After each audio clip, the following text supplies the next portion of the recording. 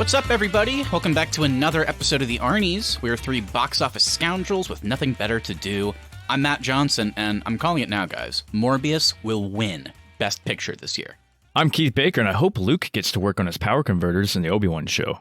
And I'm Austin Terry, and after 14 years, The Rock will finally release Black Adam this year. What a time to be alive. Wow. I mean, and it really is a shame, Austin, because that probably would have won Best Picture, but unfortunately Morbius is coming out this year. Maybe Dwayne Johnson will win Best Actor. Oh, okay, yeah, probably. I mean, who else would win it? But on today's show, we're going to be taking a look ahead at the release schedule of 2022. But before we get into all that good stuff, Austin, how was our year-end special? Man, our year-end special was fun. We took a look back at 2021 and gave out all kinds of awards. We gave out some serious awards like the Best Movie of the Year.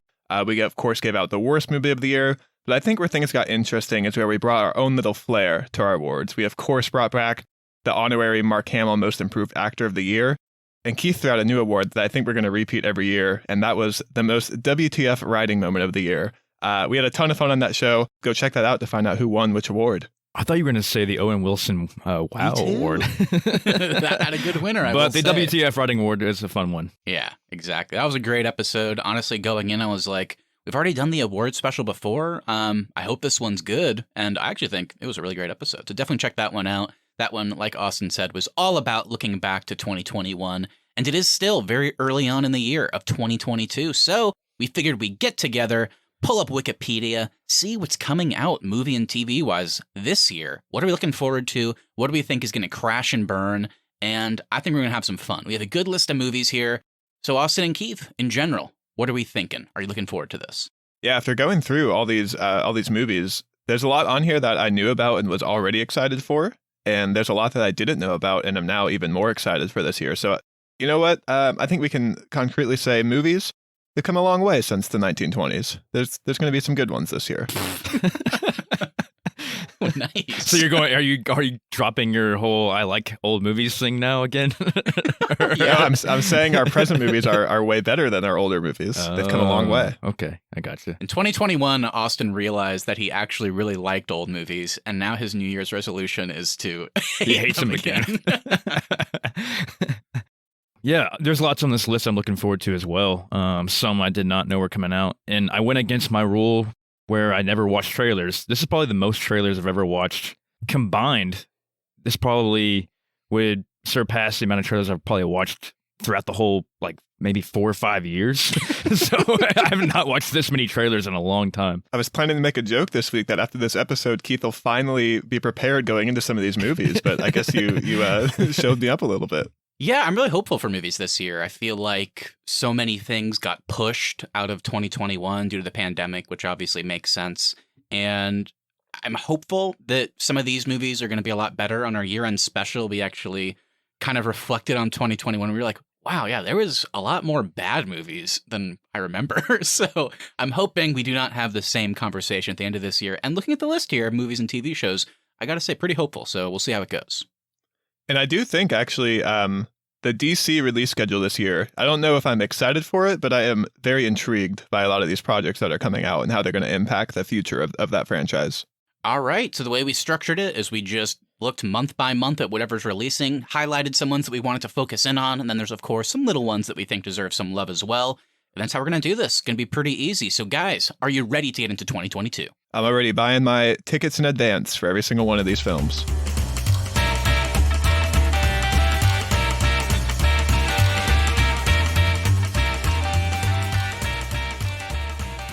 So first, we have to talk about good old January, and there's really only one big one that we could find, and it is going to be the focus of next week's episode, and it is, of course, Scream 5, aka just Scream. 25 years after the original series of murders in Woodsboro, a new killer emerges, and Sidney Prescott must return to uncover the truth. Yeah, I'm a big fan of the Scream franchise, and to prepare for our next week's episode, I've already started watching them through again. I just finished the second one last night, and I gotta say, they still kind of hold up in my opinion so far. Well, I haven't watched 3 or 4 yet, so we'll see how those go. But yeah, they're just a fun franchise. They're good little scares. The characters are funny. So I'm looking forward to see how they develop the story in this coming one. Yeah, this is going to be a fun one for me next week because I've only ever seen Screen 1. So I have to go and watch the entire franchise for the first time. I will say I'm worried for my friends Matt and Keith because this is a January horror movie, and those don't have the best track record of being successful films. So I'm worried my friends are going to be a little bit hurt next week as we cover this movie. We'll see. It's also, of course, the first Scream movie not to be directed by Wes Craven since he passed away between Scream 4 and this one. But I have been seeing some like the social media reactions. I guess the movie's still embargoed until next week, but everything I've been seeing sounds pretty positive. So I'm hopeful. With like Keith said, I'm kind of already getting prepared as well. I love the Scream franchise. I think it just has such a great balance of horror and like smart, clever writing that's usually always a little bit meta as well. And yeah, like Keith said, the characters are super funny. So kind of bringing back some of our legacy characters, bringing in some new actors. I feel like just based on the trailer, it seems like they're trying to do something a little bit different. It kind of feels like it's going back to the tone of the original because especially Scream 3 and 4 kind of got a little bit sillier. I still love those movies, but the vibe from the trailers I've seen so far seems to be like kind of that original Scream feel. So I'm super hopeful for this one. I do like the aspect, too, of the original characters kind of acting as like mentors for this new generation of Scream actors. And that's kind of the vibe I got from the trailer. We'll have to see, though. Can it be better than Halloween Kills? Who knows? I think so. I hope so. God. I hope Anthony Michael Hall makes an appearance, though. I never want to see him as an actor ever again. Damn. It's a little harsh. All right. So then looking ahead at February, nothing too crazy in this month. We do have Jackass Forever, which is, I think, like an 11-year reunion for the Jackass crew. And then we have Uncharted, which is a prequel to the popular video game series, starring Tom Holland and Mark Wahlberg. Definitely looking forward to Jackass Forever. I don't see how it's not going to be funny. I think they're all really funny. The stunts are always crazy and just uncomfortable to watch at times. And yeah, I'm looking forward to the gang getting back together. I hope we get some more bad grandpa action in Jackass Forever. I think we will. I think the trailer did show Johnny Knoxville as his bad grandpa character, so we're going to get some good stuff there. If you recall, Keith, I believe way back when we watched Jackass 3 at my house and Austin had to leave to go like throw up because of the scene where Steve-O gets launched inside the porta potty. Yeah. Yeah. Oh man, I love the Jackass movies. I love that crew.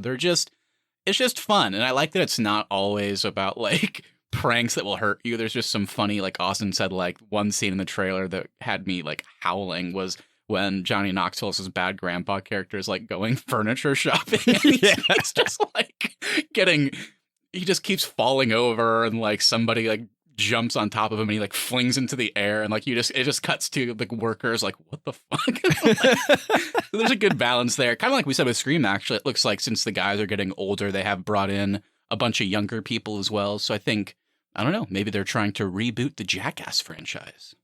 Well, it also looks like there's going to be some like sentimentality too to this one from what I got from the trailers. Like it looks like they're going to be talking about like some of their mental health and that sort of stuff too, which seems like an interesting thing for the Jackass crew to take on. I know there was a lot of drama surrounding this one because of Bam Margera and his issues that he's been having. So I don't think he's going to be in this one. He's not. They started it like he was in it, and then like I think a couple of weeks in he got fired for I guess breaking contract or whatever. But yeah, I think actually one of the cool things about the Jackass movies is it's never been like toxic masculinity, if you want to call it that. Like they are genuinely friends, even though they're doing this weird and sometimes gross stuff. So it kind of always had a weird sentimental vibe. So I kind of got that from the trailer as well. So it sounds like I didn't expect we would all be excited or looking forward to Jackass at least. So guys, let's talk about a movie that I'm not looking forward to at all called Uncharted. Yeah, I think this might be one of the worst movies of the year coming up. This movie looks rough. Even that new trailer did not look good. Did not interest me at all. And that's good to bring up, Keith, because Austin and I have played a majority of the Uncharted games. So for you, even somebody that hasn't at all, and it didn't interest you even, just as like an action movie. I don't even know what it is. Yeah, to be honest. It's basically like an Indiana Jones-esque story with a lot more action.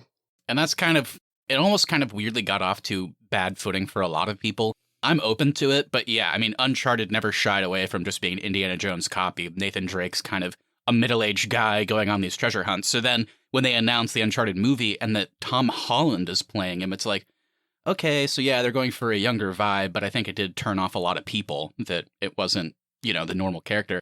Actually, now that I'm saying that out loud, one of the funny things is originally David O. Russell was going to direct this, and he cast Mark Wahlberg as Nathan Drake, but that was like 10 years ago because this movie's been in development hell. So now he's playing the old mentor character. And by playing, I mean he's literally just standing there on set being himself, not really acting.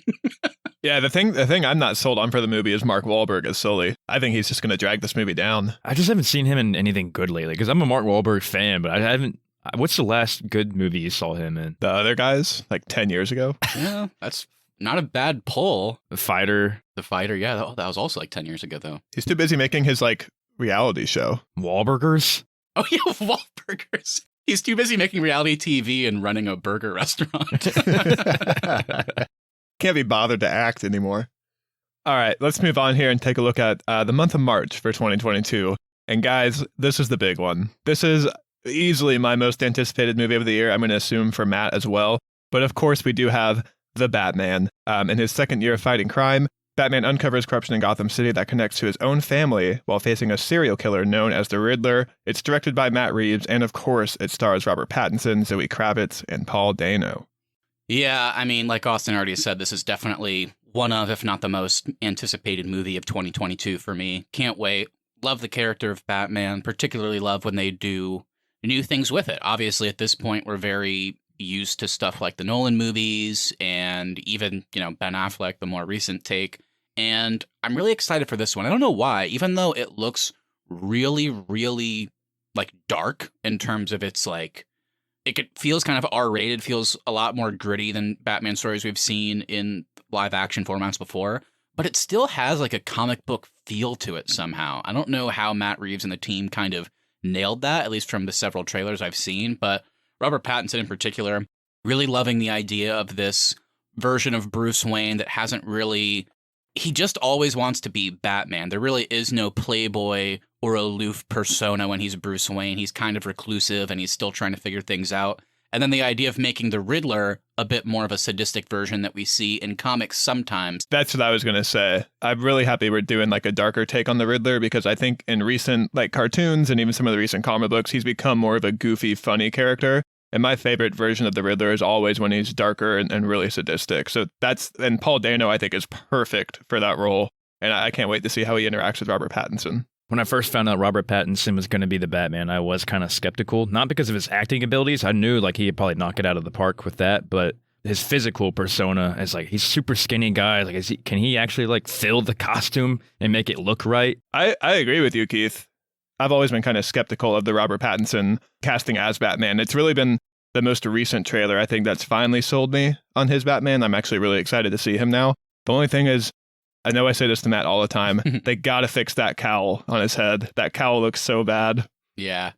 I think they're going for, and it kind of ties into the movie. I like that, because I'm pretty sure Nolan always maintained that he never planned on making a Batman trilogy. Like, he made Batman Begins, and it was kind of like, if I think of a story or they want us to do more, then we will. And I know for sure there was no plans to make a third Batman movie after The Dark Knight.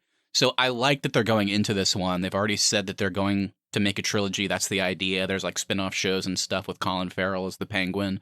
So I'm really excited to see where this version of Batman is in this movie, along with his like relationship with Catwoman and Alfred and all that, and see how it develops. And I feel like it's going to be one of those things, almost like Spider-Man No Way Home, where that third movie ended and it was like, wow, he's in the new costume. Like, we're getting classic Spider-Man. I feel like by the end of the trilogy, we'll see a more kind of complete arc, and it'll feel like a more traditional Batman by the end. The other thing that's really intriguing to me, like you kind of mentioned, Matt, with the shows and stuff that they're building off of this movie, they really are not necessarily building like a DC universe off of this film, but they're building like a Gotham verse from this. And this is going to be like the Gotham going forward, it seems like, in the big focus for the DC comics. So I'm excited to see a project that's putting that much attention into Gotham and then has all these projects coming out of it. It seems like we're going to be returning to Gotham a lot more frequently with some of the shows they have planned. I'm excited for that, yeah, because we have not seen like a full-on Gotham since, I guess, the Christian Bale ones, because we didn't really get much of Gotham with Ben Affleck. Yeah, there's so many just little things I'm excited for. I mean, obviously the classic,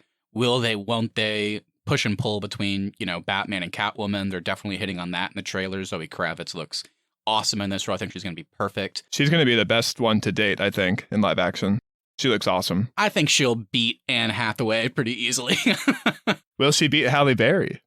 Who could? Who could? Another big thing I'm excited for, Austin, you kind of mentioned it, is Matt Reeves has said he's taking big inspiration from Batman Earth 1, which is one of my absolute favorite Batman runs ever. And a big part of that was playing with mental illness, because Martha Wayne, who was part of the Arkham family, was struggling with that, and that whole family was, and Bruce as a child was ridiculed for that. So I think they're kind of playing with that angle, and definitely this version of Alfred seems to be taken right out of that, which is he's not really a butler. He's kind of begrudgingly taking care of Bruce, and they have kind of an interesting relationship. He's the one that trained that version of Bruce. I think they're going for that with Andy Serkis. But then the main thing is thinking about stuff like the Batman Telltale games. They really played up, which makes total sense when you think about it, that the Waynes were not great people. They were running in the same groups as Carmine Falcone because they were these billionaires. They were pulled into kind of the criminal underworld a little bit. And when Bruce finds that out, he's kind of shattered. He's like, wow, I became Batman because they died in that way. And now I'm finding out that they're not great people. And the trailer seems to be indicating that, the Riddler knows that the Waynes weren't good, and he is antagonizing Bruce somehow about that. So that's an angle I'm really excited about too. Yeah, that's actually something I don't know how well it's going to play for me when I see the movie, because that's actually something I don't love about a lot of the modern Batman comic runs is I really like the idea of the Waynes just being this pristine thing in this really dirty city, and to take that away from the Batman character has just never really worked for me. There's some stories I think are really interesting, like Court of Owls, when they do that sort of stuff. But for me, I've just always liked the Thomas Wayne and Martha Wayne being this example for Bruce to follow and strive for the city. So I'm interested to see how they do it in live action, but I'm not sure how it's going to play when I see it. And also, Jeffrey Wright, guys, as Gordon. How have we forgotten? Our boy, he's here. Hopefully he's in this movie. He has more screen time than in No Time to Die.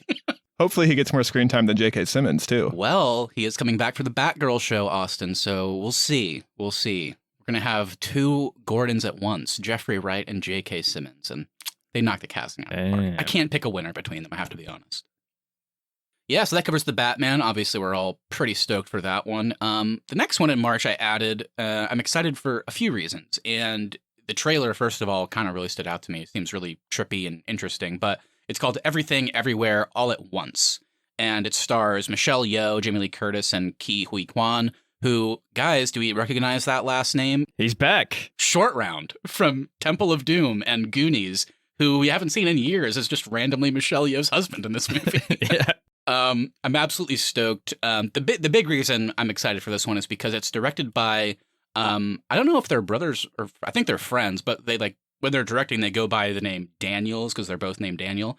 But they directed Swiss Army Man, that kind of weird Paul Dano, Daniel Radcliffe, corpse comedy. Did you guys see that? I never saw that one, but I know what you're talking about. I haven't seen it either. It was a really, really weird movie where Paul Dano plays this guy, stranded somewhere, and then he stumbles upon Daniel Radcliffe, who's a literal corpse, and it's about friendship they develop, because in Paul Dano's mind, Daniel Radcliffe is talking to him, and it's this weird, sweet friendship they develop somehow. It's absolutely bonkers. So the idea of them coming back and directing this one, the cast looks great, the trailers look super cool, so I just wanted to give that one some love, because I think that could be kind of one of those dark horses of the year. I think that one could surprise us. I'm excited for Jamie Lee Curtis because she needs a bit of a rebound after signing on for the newest Halloween trilogy. She looks pretty scary in this one from what I saw her in the trailer. Genuinely, I haven't seen a great Jamie Lee Curtis movie in a while, so hopefully this is that one, because I think she's a great actress. What was the last great one, would you say, Austin? Freaky Friday? I would say Knives Out. Knives Out, then Freaky Friday. And that's all she's ever done in her career. Those are my two favorite films. Okay, guys. So we're moving from a couple really good ones. I think some that are going to be two of the better ones of the year. To the best of the year, right? That's what I was going to say. We're moving to April for the best movie of the year. It's only been delayed 7 times. So I think that's probably a sign of its quality. They just want to keep teasing us, And let's just get to it, guys. Morbius. I mean, this has to be one of the better films of the year. Where can you go wrong? It's a Spider-Man villain that they're not going to connect to Spider-Man at all, I guess. It's about a guy played by Jared Leto with a blood disease who then is like, I'm going to cure myself, and he accidentally becomes a vampire in the process. Oopsie. And you have Michael Keaton randomly in it playing the Vulture again. That's what I'm interested in, because in the trailer, it looked like it was just a cameo. But if you look at the cast, he's second billing. So I'm assuming he's a bigger character. And that's also Tom Holland's Spider-Man universe. But this is set in the Sonyverse, which is where Venom is. So what's happening here? I have no idea. But it looks like shit. Yeah, the trailer didn't really wow me that much, I would say. I don't think it wowed anybody. I just didn't know what was happening. And it was just like some weird cutting in the trailer. I was like, they didn't really explain anything that's going on in this. It's just a doctor, something happens to him, he's cured, but now he's a vampire. Comes out of a cave. Cool. Whatever. And then Tyrese Gibson's randomly there. And then somehow Beetlejuice is there. And I don't know. Now, I do have a question for you, because I think you know a bit more about the Marvel comics than I do. Is Morbius like a good Spider-Man villain? Like, is he worth having a movie for? He's an interesting character. It's like they're doing the same thing they did with Venom. Like, Morbius is kind of an anti-hero. I kind of sometimes, I don't even know why, I don't know if it's like a normal thought, I kind of equate him a little bit to Mr. Freeze from Batman. Okay. Kind of a begrudging villain. Like, he didn't do anything wrong. He was trying to cure this like disease that would kill him, and then he accidentally becomes a vampire in the process. Kind of like Man-Bat too. It's like he's not often doing things on purpose. He can't really control it. So yeah, there's interesting dynamics to the character, but I mean, the big thing you just said there, I don't know why they're making a movie around him. Like, he's, to be fair, I mean, at best, he's like a C-list Spider-Man villain. Definitely not one of the big hitters. And it makes it even more weird. Like, I actually think Morbius could be a cool out-of-the-box pick for a live-action villain in a Spider-Man movie. But having him have his own movie where there's no connection to Spider-Man doesn't make sense. I mean, look, I know people hated the fact that they made the Venom movies and it didn't connect to Spider-Man, but Venom on his own is like a household name villain-wise, so I get that. This doesn't make sense to me. Will this be Jared Leto's redemption after a controversial run as the Joker? I don't know.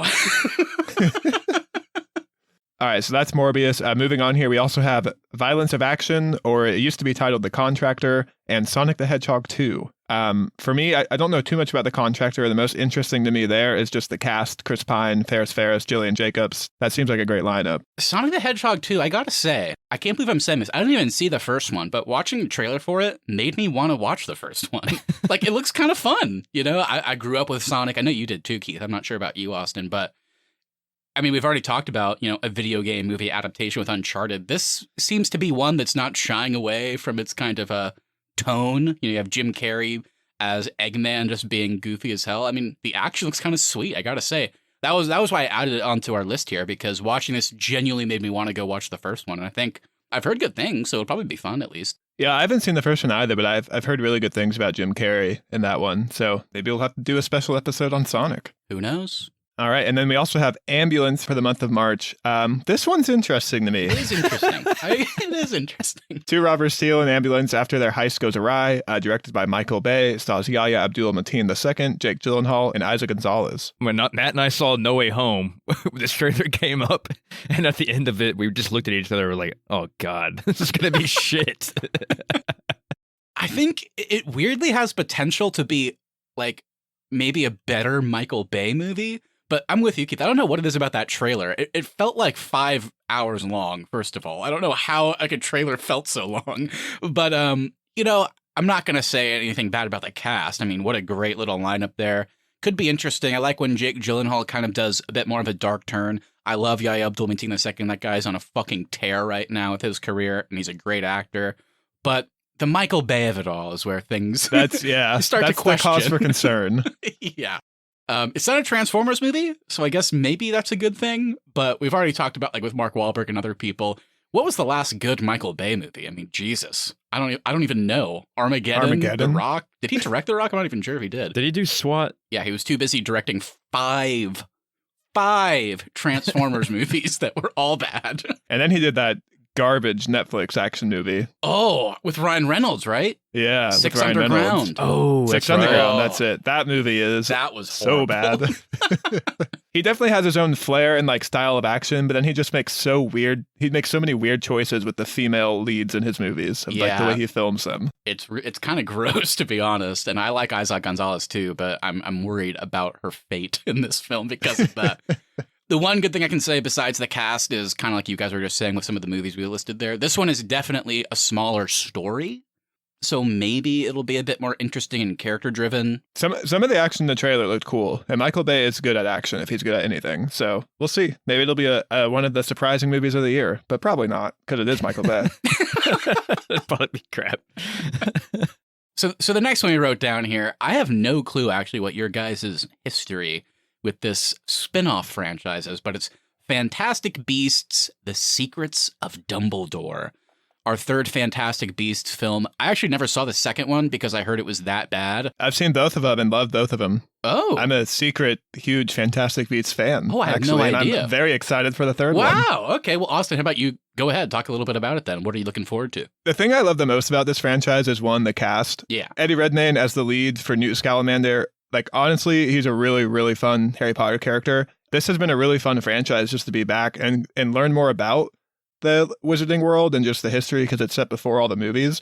And then I think Jude Law as Dumbledore in the second one is really great, and I'm excited to see him come back in kind of a larger role in the third one. And Mads Mikkelsen replacing Johnny Depp. I actually thought Johnny Depp was good in the first two, but he has nothing on Mads Mikkelsen. Can't wait to see what he does in the third one. Yeah, Keith, what about you? Now that I'm even saying that, like, are you a big Harry Potter fan at all, Keith? I can't remember. I'm a huge Harry Potter fan, but I have not seen any of the Fantastic Beasts movies at all. So I'm really curious. And what you just said, Austin, just really sparked my curiosity because I didn't know all of these characters were going to be that young, I guess. So it makes me question, when does this take place? They're all a prequel. The thing I really like about this franchise is it's set in the Harry Potter universe, and there's some threads there, like with Dumbledore and that sort of stuff, but it really is telling its own story. And it's just like a nice addition to the Harry Potter franchise. Doesn't the first one or second one take place in America, right? The first one does. The second one, I think they end up in London. Yeah, I didn't love the first one. It didn't really justify its existence for me whenever I saw it. Like, I like the idea of this has no connection to the Harry Potter movies. It's like, it's just about this, like, magizoologist, I think they call him. He lives in the Wizarding world. He went to Hogwarts, and now they're telling a story in America with all of these crazy creatures. But then by the end, with the reveal of Johnny Depp as Grindelwald, I was like, okay, I guess this is trying to tie in. Didn't see the second one. I'm open to it now after hearing Austin's review. I'm definitely going to check it out. But the main thing I wanted to say was, despite not loving the spinoff franchise, the trailer for Secrets of Dumbledore, I got to say, was really cool. I really liked it. It really looks cool. I'm liking the action. Just seeing characters in Hogwarts again was super, like, nostalgic, and the fact that obviously it's the same building, it looks the same. That was cool. I'm curious what they're going to do with Ezra Miller's character. But I'm kind of with you, Austin. I didn't hate Johnny Depp at the end of the first one. I know he has a bigger role in the second one. But switching out for Mads Mikkelsen, I mean, that's a villain right That's there. what I'm the most excited for. Yeah. It's just Mads Mikkelsen being a part of this franchise. Yeah. Okay, and then we have The Northman, also coming out in April. And this might be another one of my most anticipated of the year. This looks good. It's a revenge thriller that explores how far a Viking prince will go to seek justice for his murdered father. It's directed by Robert Eggers, who directed The Witch, and it stars Alexander Skarsgård, Anya Taylor-Joy, and Nicole Kidman. Yeah, I watched this trailer and I was blown away. This looks great, but I want to pass it to you guys because I know you're big fans of the Viking show, so it kind of has that vibe. You guys must be, like, just chomping at the bit for something like this.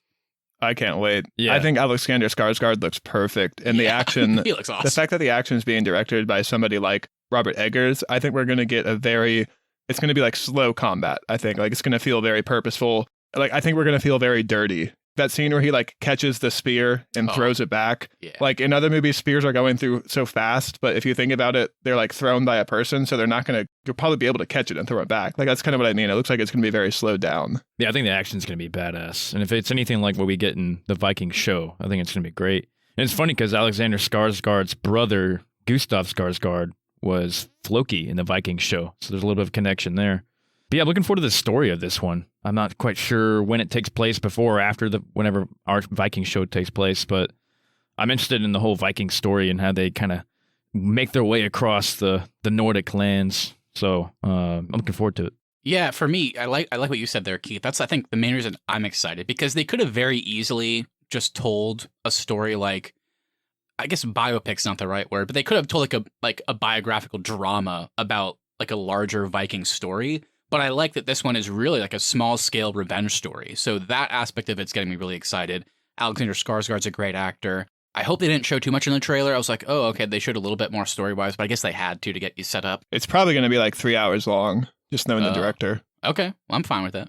But it looks great. I mean, I like that it's a very personal story. He wants to get revenge on the man that killed his father, and he wants to rescue his mom that he hasn't seen since he was a kid whenever that went down. And the cinematography was out of control, so this one's going to be a highlight of the year, I think. It looks like we're going to see like the story of his entire life too, because from the trailer it looks like he starts as a kid and then he's older throughout the way the trailer plays out. Yeah. All right, guys, this next one, I'm not doing a bit. This is genuinely one of my most anticipated of the year. I love the trailer, and I hope more people check out the trailer. But it's, of course, The Unbearable Weight of Massive Talent, which right there, we haven't called any of these out. What a great title. So here, I'm going to read the logline for this one in case people aren't familiar. A cash-strapped Nicolas Cage agrees to make a paid appearance at a billionaire superfan's birthday party, but is really an informant for the CIA since the billionaire fan is a drug kingpin and gets cast in a Tarantino movie. So, of course, Nicolas Cage is playing an exaggerated version of himself, and then Pedro Pascal is playing his superfan. The trailer looks, it looks funny. It looks like Nicolas Cage is turning in a great performance as himself. Yeah, I gotta say, I can't wait for this one. It looks really funny, but I have a feeling it's going to get really dark. I think so, too. I think it might, yeah. Just the idea that Nicolas Cage is leaning into like the public story of him, where he made tens of millions of dollars and then blew a lot of it on like property. So now he like is running out of money and has to do these like shitty movies. It seems like he's finally coming out of that with like Pig and stuff like this, which I'm happy about. But so it is a fictional version of him, but it's kind of real. So I kind of with you, it feels like it might get dark by the end. And the highlight of the trailer for me was the kind of budding friendship between him and Pedro Pascal. Never thought I would see those two in a movie together, but they look like they have a great rapport. So is Pedro Pascal's character going to be cast in a Tarantino movie? I guess so. Like he's like a super fan of Nicolas Cage and like is paying him a shit ton of money to come to his birthday party because he's a big fan. And I guess he's getting cast in something. I'm not sure how that works, but I think it might be Nicolas Cage that ends up cast in the Tarantino movie. Yeah, I don't know. Maybe. God, maybe they both do. They need to work together. All right, everybody go check out that trailer for sure. And moving on here into May, we have Doctor Strange in the Multiverse of Madness, of course directed by Sam Raimi and starring Benedict Cumberbatch, Elizabeth Olsen, and Rachel McAdams. It's crazy to say, like, it's been 6 years since the first Doctor Strange movie. That's insane to me. Damn. He's only done one solo movie, but then he's been in, like, the Avengers movies. So I think the thing I'm most excited about is Sam Raimi directing, because I'm a huge Sam Raimi fan. He has such a great style. And then also that we're going to finally get another, like, personal Doctor Strange story. Not one where he's, like, hanging out with the Avengers or Spider-Man. I love all those, of course. But I want to see, like, a proper sequel to his first movie. I think this multiverse story is going to be really interesting, too. I really liked what we got in Spider-Man, but I think the fact that this will be more magical because it's more Doctor Strange focused, I just think it's going to be a really cool and interesting take on the multiverse. That's been such a big focus recently with the MCU, with stories like What If and the Loki show, and I'm really excited to see that, I think. I'm just looking forward to, I guess, the battle scenes between him and his darker self and what that's going to be like. That's right. I think it's going to be trippy. Mm-hmm. I forgot about that. Yeah, that was like the big ending of the trailer. I don't know if it's the exact same version of him from What If, but clearly they're leaning into that vibe. Also, we just talked about on the year-end special, WandaVision was one of my favorite shows of the year. So the fact that this is like not only a Doctor Strange sequel, but kind of finally giving us a little bit of continuation from the ending of WandaVision, I think that's going to be awesome. I love Elizabeth Olsen. Can't wait to see more of her, too. I'm really excited to see where Wanda's at after being on her own since WandaVision. And I really want to know what her take on the multiverse is going to be, too, since she just saw her fake brother in the WandaVision city. And so moving on here, we also have DC League of Super Pets, which is an animated movie about Crypto and Ace the Bat Hound. It's directed by Jared Stern and Sam Levine, and it stars Dwayne Johnson, Kevin Hart, and Vanessa Bayer. And Ace looks terrible. The Ace character design is so bad. I don't know if this movie is for me. Yeah, I don't know about this one. This is definitely not one of my more anticipated. Seems like a weird story. I get the appeal of telling a story about the pets and getting, an all-star cast. That's fun.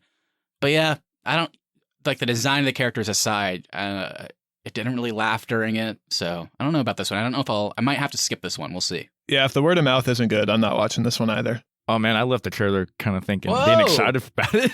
Oh, okay, Whoa. all right. Wow. I'll go see it with you, Keith, Keith. a big Super Pets fan. I don't know. There's just some funny moments. I think whenever dogs are talking and they're animated, it just cracks me up. So I was kind of like, this might be fun.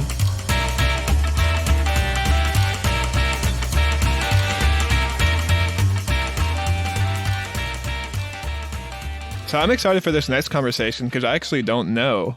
Are any of us big Top Gun fans? Because the next movie here is Top Gun Maverick, directed by Joseph Kosinski and stars Tom Cruise, Jennifer Connelly, and Miles Teller. I've never seen Top Gun. I hate to say it. I've never seen it. I've never seen it all the way through. The trailer looks cool. I mean, I want to check it out. Yeah, I'm kind of with you. I mean, the trailer looks good. I think the big appeal is Tom Cruise. The fact that like everything we're seeing him do in the trailer, he's somehow doing. I don't know where he gets the time to like train to be an actual fighter pilot. But I mean, it looks kind of sick. So I'll definitely watch the first one in preparation for this one. I'm definitely going to want to check it out. So I want to know what's going on. Yeah, and I'm interested to see what they do with Val Kilmer's character, Iceman. Yes. I mean, he's the classic Iceman, so I know because of his illness and all that, he can't really act anymore. So I'm curious to see what they will do to his character.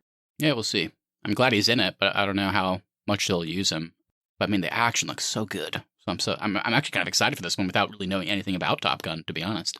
All right, well, let's move on here and take a look at some summer blockbusters. So for the month of June, we've got Jurassic World Dominion, Lightyear, and an untitled Elvis project. Anything jump out at you guys here? Now that I'm thinking about it, Jurassic World, I have pretty much the exact same relationship to it that I do with the Fantastic Beasts movies. I saw the first Jurassic World, and I thought it was okay. It definitely didn't like get me pumped for the future. It didn't make me feel nostalgic for Jurassic Park, so it kind of felt like a weird sequel in that way. It just felt really out of place to me. And because I didn't love it, and I heard the follow-up was so bad, I never saw the second one.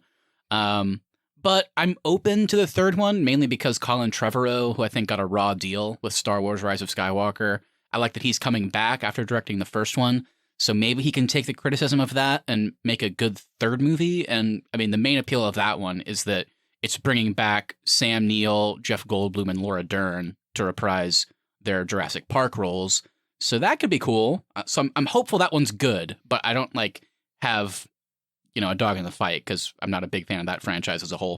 I have zero interest in the Jurassic World franchise. The one that actually stands out to me here is Lightyear. I thought that trailer was perfect, and I can't wait to see how that story unfolds. Maybe you're familiar with this, Keith. I don't know if you are, Austin, but this one was giving me Buzz Lightyear of Star Command vibes. Did you ever see that weird spin-off movie when we were kids? I know the one you're talking about. No. It's kind of like this in a weird way. Like that movie came out like around the time that I guess Toy Story 2 came out. And that's an animated movie. Tim Allen's still doing the voice, but it's kind of weird to describe. It's Buzz Lightyear, like the actual character. So it's a movie about him going on space adventures, fighting Zurg, like the real Zurg. And I guess obviously the Toy Story movies it's a toy based on this character. So that animated movie was like the real quote unquote Buzz Lightyear. And there was also like a television show that ran for a few seasons afterwards. So this reminded me of that because this is the story of, the quote unquote real Buzz Lightyear. And I think Chris Evans is a good pick. So it seems like it's just going to be like a really fun, like animated space adventure type story. So I think it could be cool. So there is also an untitled Elvis project that we don't know a whole lot about, but the cast seems interesting. It stars Tom Hanks, Austin Butler, and Olivia DeJonge. I'm interested in this movie because I wonder if they're going to touch on some of like the more controversial elements of Elvis Presley. I kind of always hope for getting into the controversy a little bit. And, obviously movies don't usually do that, like Bohemian Rhapsody or Straight Outta Compton. So I don't know if this will be that. The thing that stood out to me was, the cast seemed great. Shout out to Olivia DeJonge, who we just talked about with Better Watch Out. I'm glad to see that she's still in bigger movies. I like Baz Luhrmann. I know he's kind of controversial. I love his version of Romeo and Juliet, even though it's cheesy as hell with Leo DiCaprio. Moulin Rouge is great. Great Gatsby. That was okay. So he's kind of hit or miss, but the idea of him telling a biopic, it kind of reminds me of that movie Rocket Man, like the Elton John biopic, how there could be a really cool style to it, and Baz Luhrmann definitely has that style. So I'm hoping it's good. But I'm not even like the biggest Elvis fan, so I don't really care either way. I'm super excited for this one. It's the Black Phone. After being abducted by a child killer and locked in a soundproof basement, a 13-year-old boy starts receiving calls on a disconnected phone from the killer's previous victims. It's directed by Scott Derrickson, and it stars Ethan Hawke, Jeremy Davies, and James Ransom. This one I'm looks excited really for good. This one. Ethan Hawke looks awesome. Love Ethan Hawke, man. This was the movie that, because Scott Derrickson directed Doctor Strange, and then he was going to direct the sequel, but apparently he had creative differences with Marvel. He wanted to make more of a horror movie. So that's what happened to Sam Raimi coming on board that. So this is basically the movie that Scott Derrickson was like, I can't do another Doctor Strange, so I'm going to pour my heart and soul into like a new horror movie, and looks like he might have a hit on his hands. This looks awesome. Gives me kind of a Prisoners kind of vibe to it. It looks like it's going to have some It vibes too, with like some of the kids trying to figure out what's going on here in addition to the police. And it just looks like there's going to be a lot of really interesting, like intersecting plot lines here. I hope so, yeah. I'd love like a good horror movie. Scott Derrickson has a good, I feel like a good vibe and a good style. So I think this one could be special. The cast is great. And it's definitely different, like you said, like the kid aspect and the police aspect. There's kind of a different angle. So it could be a new type of thing. So I'm hopeful for this one. I feel like it's going to be good. But man, I really want like a great horror movie that's just going to scare me. I feel like we haven't got one of those in a while. So moving on into July now, we've got Thor, Love and Thunder, directed by Taika Waititi, starring Chris Hemsworth, Natalie Portman, Chris Pratt, Matt Damon, and Christian Bale. I'm really excited for this one. I actually think I'm more excited for Thor than I am for any of the other MCU projects this year. Yeah, I mean, the things that stand out to me, I'm glad they brought Taika back to do another one, Thor Ragnarok. Super fun, super funny. I'm sure they'll carry that over. I love that Natalie Portman's finally coming back as Jane Foster. We haven't seen her in like a big role since, I guess, Thor 2. I can't wait to see what they do with her in this movie. I know she had problems with that team and like was like, I'm not coming back. So the fact that Taika was able to get her to come back is super awesome. But you know what? The big one that I cannot wait for, Christian Bale, not only back in a comic book movie, but playing the villain. That's what I want to see. I cannot wait. I'm really excited to see the relationship between the Guardians and Thor as well. Yeah, I keep forgetting the Guardians are in this, yeah. So he's traveling with them right now through space and time and all that? Yeah. It's going to, because I think they even made a joke in Endgame where he's like, I'm joining the Guardians, and Chris Pratt was like, you're not a Guardian. Guardians of the Galaxy, yeah. So that's what I'm really excited for, especially that like rivalry between Chris Pratt and Chris Hemsworth that they had going on in Endgame. And then also the new Gamora will be cool to see on this one too, because she's reset after Endgame. Yeah. I don't know how much of a role she'll have. Yeah. I guess Guardians 3 isn't too far away. I guess that's 2023 though. All right, guys. This next one we don't know too much about still, but it's definitely low-key one of the ones I'm looking forward to most this year. It's called Bullet Train. It's about 5 assassins aboard a fast-moving bullet train, of course. Then they find out that their missions have something in common. So this one's directed by David Leitch, who did the first John Wick, Atomic Blonde, Deadpool 2, Hobbs and Shaw, and he produced Nobody, I believe. And the exciting thing about this, so obviously we'll have that action-y vibe from the other movies, but the cast, guys, the cast is Brad Pitt, Joey King, Aaron Taylor Johnson, Brian Tyree Henry, Zazie Beetz, Masi Oka, Michael Shannon, Logan Lerman, Hiroyuki Sanada, Karen Fukuhara, Sandra Bullock, Lady Gaga. I mean, the cast is incredible. So the idea of like these spy assassin type characters coming together in one location, probably their missions is to kill each other, sounds awesome. And like a bullet train for like a setting for that sounds really cool to me too.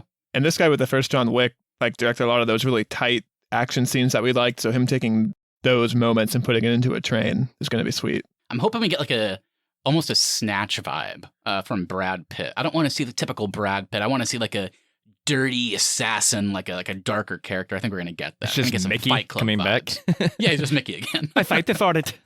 I love dags. I hope he's naked. Oh, well, we should look. I like that to that Brad Pitt bod. Yeah, there's like an action sequence in the bathroom. He's completely naked. Well, the Cat Blaster Live, we also have Nope and Black Adam. Yeah, so Nope I wanted to call out because it's Jordan Peele's next movie after Get Out and Us, starring Keke Palmer, Daniel Kaluuya, and Steven Yeun. Michael Wincott also, who's like a great character actor that's played a lot of like really scary villains in the past. We don't know anything about it. Like I don't think they've released the log line for this one, but I'm a big Jordan Peele fan, not only as like a sketch performer and actor, but I've been really liking his directing projects, obviously, so I'm hoping this one's another hit. It is another horror movie, too, which is sweet. I'm glad he's staying in that genre. And of course, after Nope, we then have Black Adam, Dwayne Johnson's dream project, fever baby that he's been working on for 14 years. And honestly, even though he doesn't need any more money or any more praise or whatever, for his sake, I hope this is good. See, in a weird way, I kind of hope it's trashed just because he spent so much time on this movie.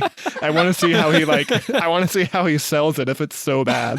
Because he has that like persona where like he loves everything. Yeah. But if it's just like dragged through the mud like BVS and Suicide Squad, where I want to see what Dwayne Johnson looks like with a man that's attached to a bad project. I'd like to see that too, now that you said We that. have seen it. I mean, in the Fast and Furious franchise, he was almost attached to come out in another one, but Oh my God. I already think one of the best moments of the year was publicly coming out after Vin Diesel posted on Instagram a picture of them where he was very condescendingly asking him to come back. And Dwayne Johnson said no publicly. The trailer did look cool from what they showed at DC Fandom. I think Dwayne Johnson actually does look perfect as Black Adam. I just don't know what type of story they're going to tell with this character. But Aldous Hodge as Hawkman looks awesome. Pierce Brosnan as Dr. Fate. There are elements of this cast that I'm really excited to see. The weird thing about this is it's, I guess, a prequel to the DCEU because a lot of the characters are from the Justice Society of America, which is like a precursor to the Justice League. Like Pierce Brosnan as Dr. Fate, Aldous Hodge as Hawkman, like you said, Austin. I mean, those characters would exist like decades before anything we've seen already in the DC universe, technically. So I'm curious why they have that team there and why Black Adam is involved. Like, is he on the team? Because, I mean, he's traditionally a bit more of an anti-hero, sometimes leaning evil. So are they, like, going to go up against each other in the movie? I have no idea what the story is. All we've seen is that quick little glimpse at DC Fandom where he, like, murked a bunch of dudes and it was awesome. But I don't know what the story is at all. So we have August on here, but unfortunately, there's literally nothing coming out. Nothing looks good. There's nothing we want to cover. We'll take the month of August off for this podcast. So let's touch on September. So the first one in September that we wanted to call out was Don't Worry, Darling. It's Olivia Wilde's next project after Booksmart, I think. Has a great cast, including, Olivia Wilde herself, Chris Pine, Florence Pugh, Harry Styles. I don't know too much about it. I know it's like set in the 50s, and I think Florence Pugh and Harry Styles are the husband-wife combo, I believe. And it's like they live in a community where everything seems fine, but then there's kind of like darkness under the surface potentially. So I think that's what they're going for. I don't know really much about it besides that, but this is another one where the cast is so good and Olivia Wilde really proved herself to be a great up-and-coming director with Booksmart that I think we can't really miss this one. Yeah, the mystery element seems really intriguing here. And the main thing I'm excited for is Florence Pugh in this movie. She's having just such a great moment in her career. Can't wait to see what she looks like in this one. And this is also the one that Shia LaBeouf was famously fired from for being an ass on set. Oh, Yes. shit. And replaced with Harry Styles. Yeah. Sounds like this is going to be some sort of like WandaVision kind of deal. Yeah, it does have that kind of that vibe just from the logline a little bit, actually. All right. Well, just going to jump right in. We got Mission Impossible 7 coming out. I have fun with these movies every single time. Can't wait for Ethan Hunt to come back and take on new challengers, old challengers. Looking forward to it. But what about you guys? Mission Impossible is a weird franchise for me because I like all the movies, but I never remember anything that's going on with this story. So I'm always so lost when I see them in theaters. That's fair. That's fair. I think it's a great franchise. The first one's like a fun, like serious spy movie. The second one is absolute dog shit. The third one I really enjoy with Philip Seymour Hoffman. And then from there, they've kind of felt a bit more samey, but I think still super fun. I think they really found a great director with Christopher McQuarrie, who I think started with the fifth one, Rogue Nation, which is actually my favorite. That's one of my favorite action movies. And they've finally found like a good team, I feel. Like they've kind of solidified the team of Tom Cruise, Simon Pegg, Ving Rhames, and now Rebecca Ferguson, who's killing it.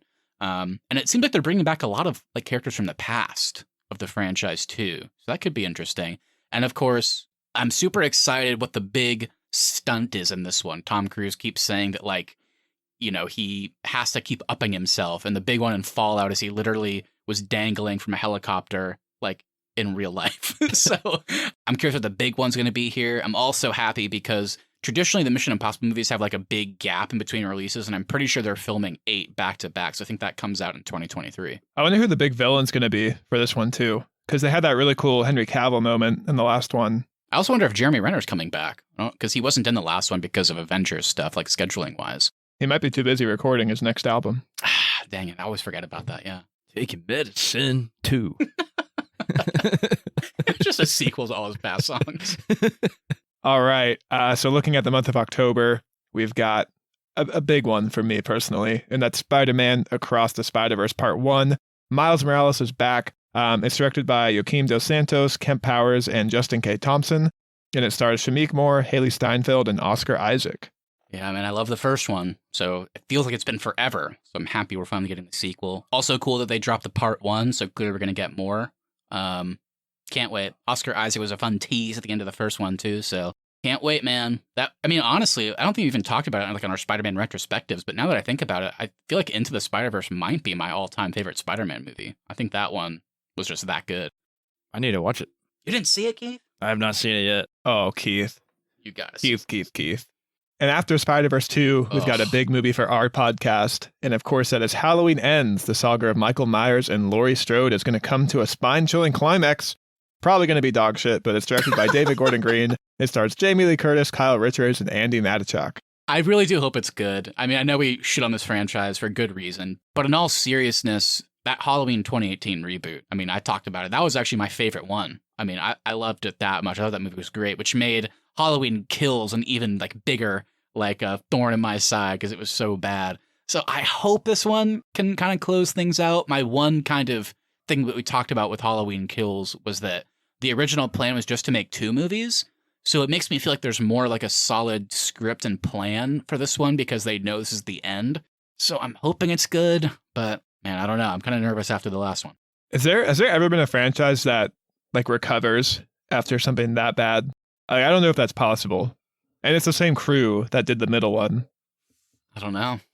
Yeah, it's a good point. I mean, they really shit the bed. I would say Star Wars recovered with Revenge of the Sith after Phantom Menace and Attack of the Clones. All right, so we're starting to close out the year. Got a bunch of stuff coming right at the end. So we have November. The first big release there, of course, is The Flash, directed by Andy Muschietti, who did the It movies, of course, starring Ezra Miller returning as the Flash, Ben Affleck as his version of Batman, Michael Keaton as his version of Batman, and apparently Michael Shannon's in this somehow. So it's a huge cast.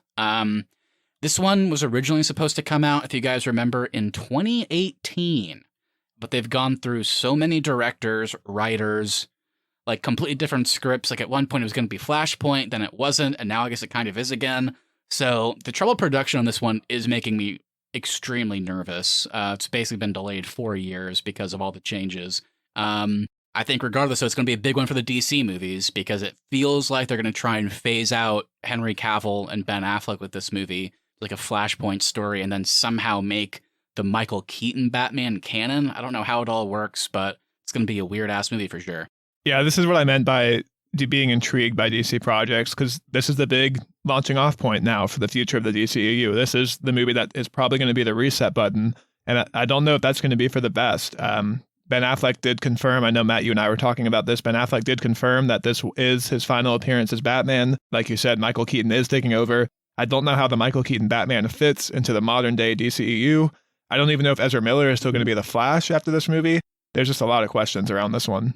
I'm excited to see Michael Keaton come back. Is Michael Shannon returning as his character from Man of Steel? General Zod. I guess so. Yes, somehow. I don't know. I will find him. I will find him! Again, they've only shown us a brief clip from DC Fandom, and I thought it looked okay. They showed Supergirl. They showed 2 versions of Ezra Miller, so don't know what that means, but it's kind of like the Michael Keaton, the one thing drawing you in, you think? Yeah, I would say, but I don't know if I want to see him continue it in other movies, though, going on.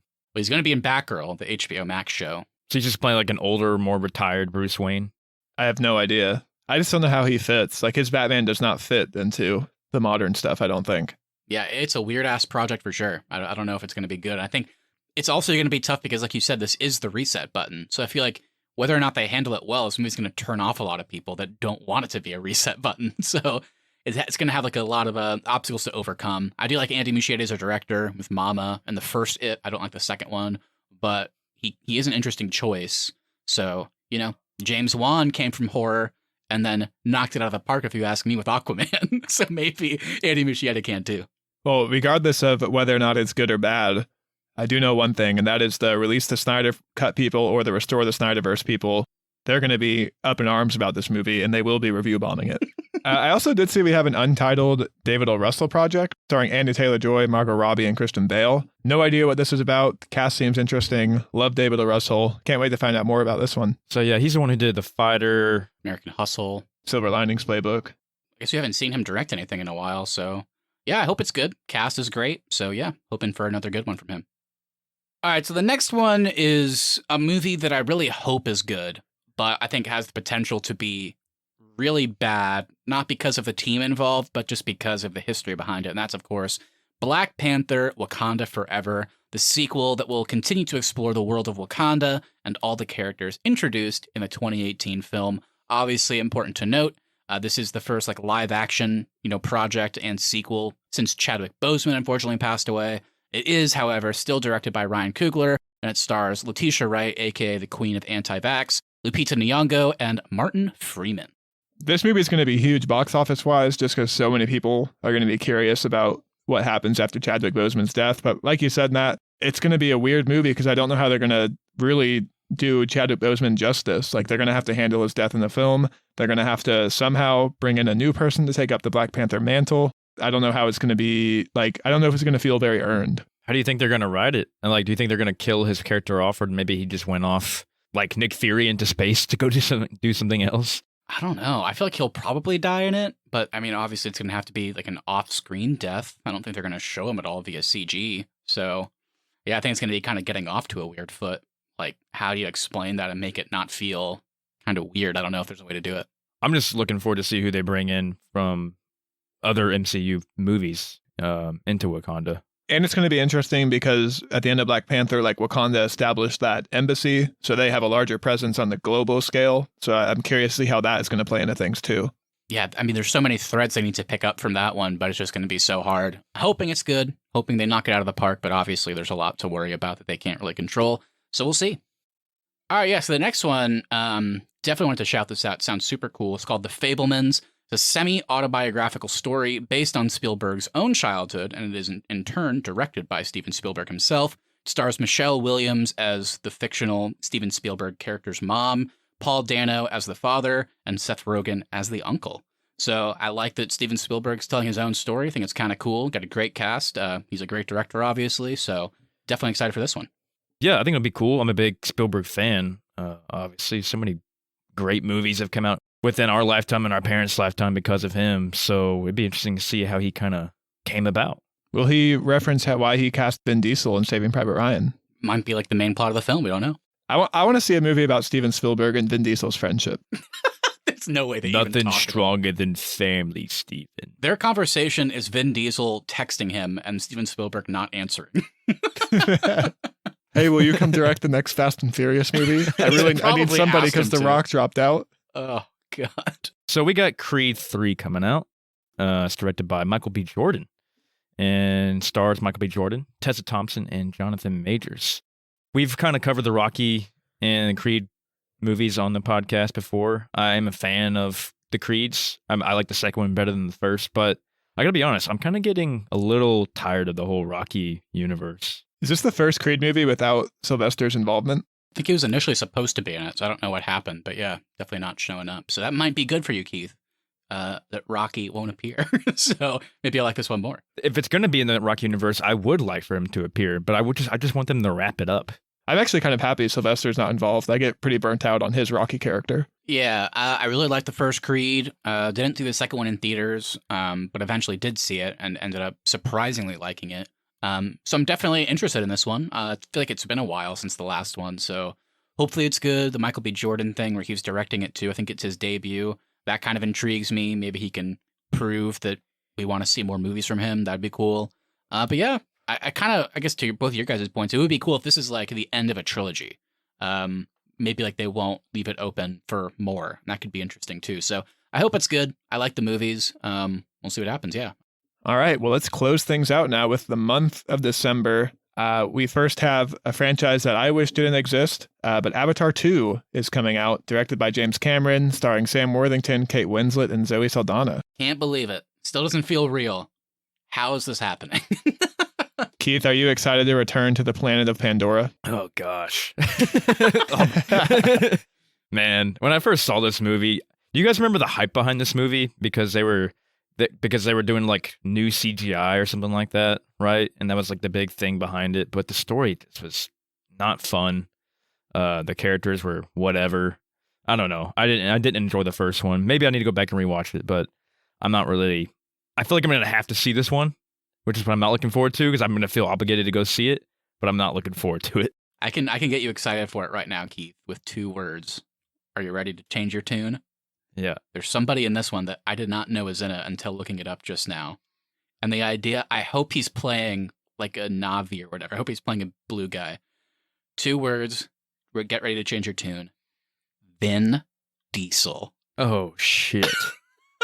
Now I have to see it. How is Vin Diesel still getting work? I don't know. Not only are they making a sequel, but apparently James Cameron is just doubling down on Avatar. This is the only thing he wants to make. Yeah, it's like going from a random sequel to now a full-fledged franchise. So even though I don't like the first one either, I appreciate the visual effects. They look great. I'm hoping this one has a bit more of a cool, interesting, fresh story. But I am open to it. I'm gonna go in with an open mind and hope it's good. And it could end in a cool way to tease more, obviously. So maybe there's gonna be some good setup. So I hope it's good. But after the first one, I'm definitely not like super excited like most people, I feel like.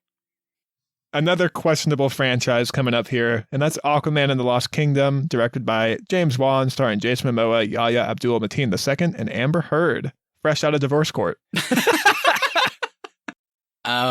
Yeah, I mean, I think I was the highest out of all of us. I really like the first one. I'm kind of hopeful for this. I think it could be kind of cool, expanding the world a little bit, bringing back Patrick Wilson to maybe be kind of a hero potentially, working with Aquaman. That could be interesting. And even though I don't think they used Yahya that great in the first one, I thought that Black Manta design was awesome. So I think having him now actually be the main villain, kind of looking forward to this one. So I'm actually kind of high on this. I'm kind of excited. I'm excited for Black Manta to have more of a presence for sure. I think the first one's just okay. I think it's a bit overrated. I am excited to see Jason Momoa back and just return to the city of Atlantis. And Keith, I don't know if you know this, but we do have a new black stealth suit for Aquaman. Are you excited for that? Ooh. Whoa! Yeah, I'm excited. Yeah, I really enjoyed Aquaman as well. I can't remember a lot of it, to be honest, but I remember liking it. It is pretty forgettable. Yeah, I can't remember exactly what happened in it, but I do like Jason Momoa as Aquaman. I do think James Wan's like design of the sea and the creatures and just the whole way the whole world functions. Like, I'm excited to see more of that. I think he is a very, as we know, like with visuals and the way he designs characters and monsters, like it all looks really cool. So I'm excited to come back to that stuff. All right, so the last one we want to talk about, I think it's releasing Christmas Day. So one of the last movies of the year is Babylon. This one is from Damien Chazelle making his comeback. He did Whiplash, La La Land, and First Man, I believe, the Neil Armstrong biopic. So he's coming back to do a period drama about like the early days of Hollywood.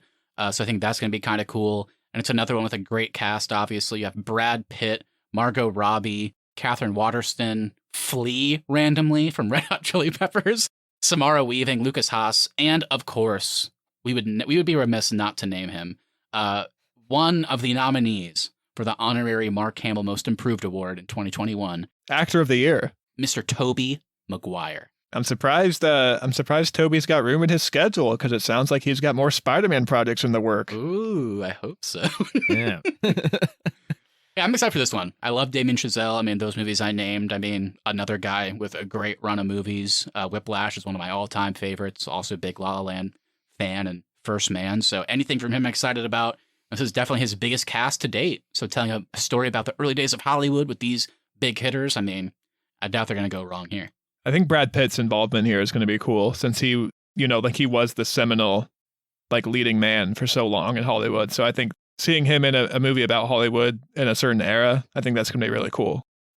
All right, guys, before we get out of here, we did want to give a little bit of love to TV as well. A lot of these don't have an actual release date, so I'm just going to list some of the big TV shows coming out this year, some of which I'm assuming we're going to talk about on the podcast, and just call out which one you're most excited for. So we have Ozark, which is going to be coming out in 2 parts, the final season, but the first part starts this January, so very soon. The main Walking Dead show is actually ending this year. Obi-Wan, Andor, Mandalorian Season 3, Moon Knight, She-Hulk, Peacemaker, also starting very soon, The Midnight Club, which is Mike Flanagan's next project after Midnight Mass, and of course, The Boys Season 3. Can't wait for Midnight Club. Mike Flanagan, that guy ran away with 4 Arnies Podcast Awards last week. Can't wait to see what he does next.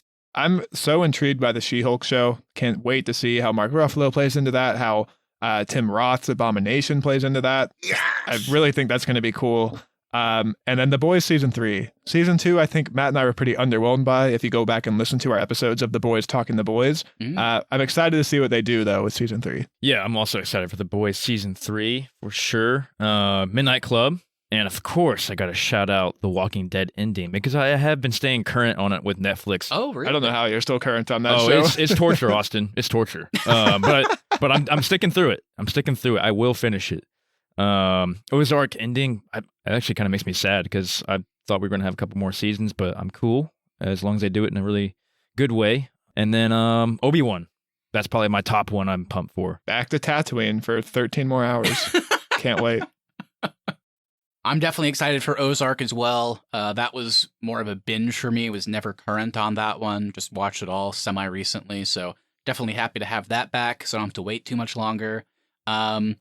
Whereas Austin mentioned She-Hulk, I think the Marvel show I'm most excited for is Moon Knight, starring Oscar Isaac. And Moon Knight is kind of a similar character-ish to Batman. So it's kind of Marvel's Batman, a character dealing with multiple personalities in his head. And he's a very violent superhero. So I'm curious how much they're going to lean into the potential R rating of that show. And Oscar Isaac is, of course, great. But I think I'm with Keith. I think while Andor could be cool for somebody like me that didn't love Rogue One as much as others, I mean, my number one show of the year is also Obi-Wan. Cannot wait. Ewan McGregor, probably the best part of the prequels. The idea of him coming back as an older Obi-Wan before the events of Episode 4. Super cool. No clue what the story is. All we know is that Hayden Christensen is back as Darth Vader. So I'm curious what their talks will be like, if they even do talk to each other. Probably gonna get some flashbacks, Clone Wars stuff. But either way, just the idea of seeing more Obi-Wan, I think, is going to be really cool.